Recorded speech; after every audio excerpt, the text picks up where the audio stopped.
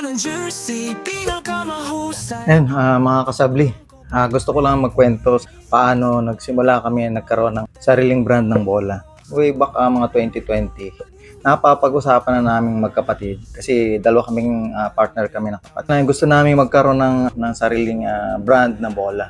In God's time, ibibigay sa atin ng Panginoon. Ako naman, biglang bumili ng mga bola. Bumibili ako mga branded. Maganda naman siya. Talagang may pagmamalaki rin. Pero meron akong something na hinahanap sa bola eh. Although hindi tayo magaling talagang mag-basketball, pero may hilig.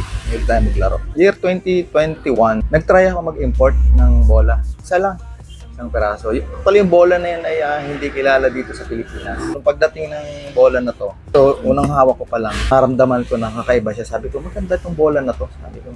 At parang gusto kong pag ako magpapagawa ng bola, ganito ang quality. Hindi muna kami nag-decide na magpagawa. Ang ginawa namin is sinubukan muna namin gamito in 1 year. Nakita namin sa looban ng isang taon, yung bola na yun ay sobrang kakaiba. Magandang hawakan. Talagang matibay. Standard syempre yung sukat at saka timbang. Nag-decide kami almost end of the year of 2021 na order kami, produce kami ng pero sariling brand na namin. Yung unang produce namin ng mass production, bumenta siya at napatunayan ng mga client namin na maganda, matibay siya, magandang hawakan, makapit.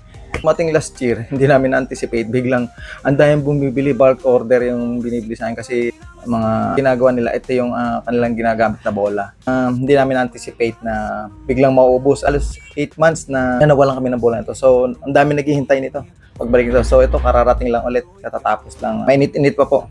Unang-una, salamat sa Panginoon kasi yung dating pangarap lang namin. Ito na, may sarili lang kami brand ng bola. At hindi basta bola, talagang quality yung bola. Tapos may nakalagay dyan na if God is on top, business is non-stop. Ayan na. Ayan. Para po sa inyo, ng mga naghihintay, alam kong matagal kayo yung hinintay ito, bola na to. Hanggang 2,500 po, mayroon na kayong magandang bola. Yan po mga kasabli, salamat sa inyong pagtangkilik sa aming mga jersey. At ngayon naman po ay muli namin pinapakilala ang aming bola. Talaga naman ipagmamalaki nyo. Salamat. Yan lang po. Geek Sportswear para sa mga panalo na